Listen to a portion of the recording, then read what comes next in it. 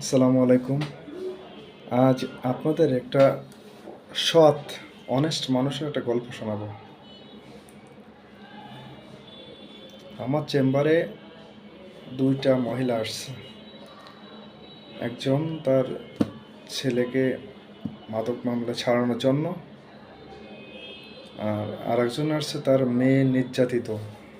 সে কিভাবে তার মেয়ের এই নির্যাতনের হাত থেকে প্রতিকার পায় তার জন্য একটা মামলা করার জন্য বা পরামর্শ নেওয়ার জন্য। দুজন মহিলাই দুই পাশে বসেছিল।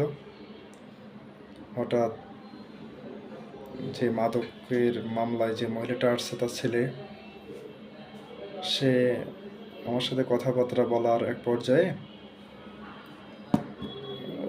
জামিনের ব্যাপারে কথা হয়েছে। কথা হলে বলল যে ভাই, যে ছেলেকে ছাড়ানোর ব্যবস্থা করেন, আমি আপনাকে কিছু টাকা দিয়ে যাচ্ছি অ্যাডভান্স। আমি ওটা নিলাম। হঠাৎ সে ব্যাগ থেকে টাকাটা বের করে আমার কাছে দিল, আমি নিলাম। পাশে বসেছিল সেই অসহায় গরিব মাটা, একটা মহিলা। সে টাকার জন্য মানে এক প্রকার মামলাটাই করতে পারছিল না। সে জিজ্ঞাসা করছিল বারবার যে কত টাকা খরচ, মামলা কতদিন চালাইতে হবে, অনেক কিছু জিজ্ঞাসা করছিল, কারণ তার কাছে মামলা চালানোর মতো কোনো পয়সাও ছিল না।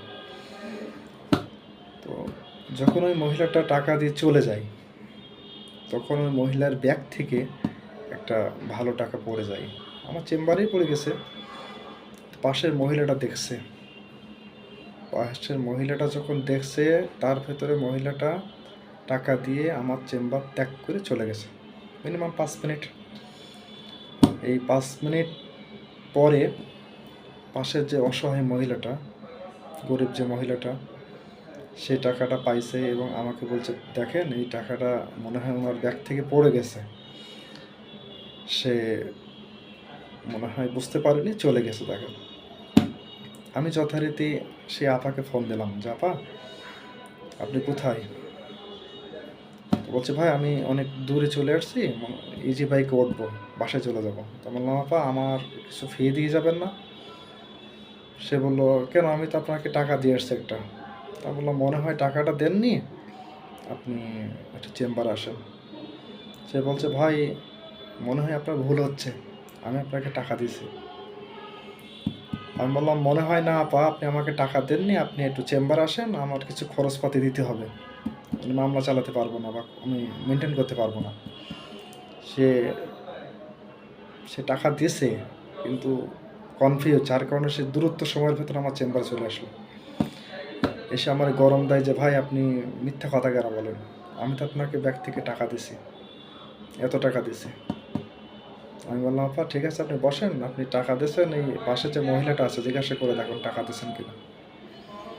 তারপর আপা বললো যে না ভাই আমি টাকা দিচ্ছি আপনাকে। আমি বললাম ঠিক আছে, আপনার ব্যাগটা চেক করেন। যখন আপাটা ব্যাগ চেক করলো, তখন দেখলো যে সে ব্যাংক থেকে যে টাকাটা তুলে নিয়ে আসছে সেই টাকাটা নাই। তা সে বলছে ভাই আমি আমি এখনই কী করবো? বললাম কেন? আমার ব্যাগের ভেতর অনেক টাকা ছিল, ব্যাংক থেকে নিয়ে আসছে, টাকাটা পাচ্ছি না। তখন আমি বললাম আপা আপনি বসেন, আপনার টাকাটা আছে, এই যে পাশে যে মহিলাটা বসে আছে ইনি টাকাটা পাইছে, এই চেম্বারে আপনি যখন আমরা টাকা দিচ্ছিলেন টাকাটা পড়ে গেছে।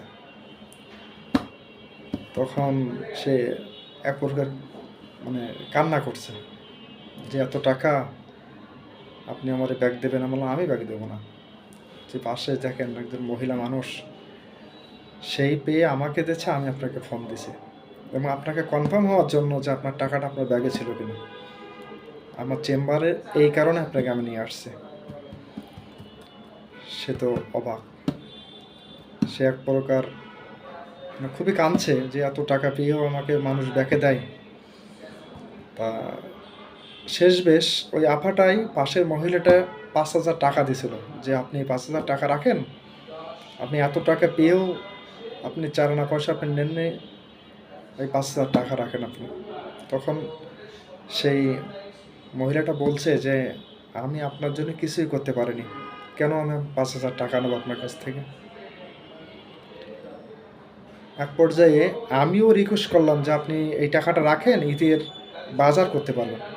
তো সে বলছে না, আমি তো তার কোনো কাজ করে দেইনি, তাহলে আমি কেন টাকা নেব?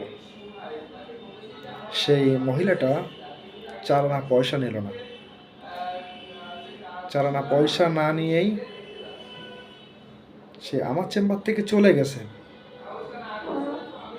এটাই এটাই প্রমাণিত হয় যে একজন গরিব মানুষ কতটুকু অনেস্ট হয়, সেটার উজ্জ্বল দৃষ্টান্ত আমার চেম্বার থেকেই পেলাম। যে সে নিজের মেয়ের মামলাটা টাকার জন্য করতে পারছে না, কিন্তু অন্যের দেওয়া 5,000 টাকা সে গ্রহণ করলো না, এবং সেটা বড় অঙ্কের টাকা নিজে কোড়াই পায়েও নিজে ভক্ষণ করলো না। এখনও ভালো মানুষ আছে, এবং এ সমস্ত ভালো মানুষের জন্যে আমরা বেঁচে আছি। আল্লাহ আল্লাহ তাকে ভালো রাখুক, এই দোয়াটাই করি। এবং সে যে প্রবলেম নিয়ে আসছিল, মন থেকে তার জন্য দোয়া করি সেই প্রবলেমটার জন্য তার সলভ হয়ে যায়। আল্লাহ হাফেজ।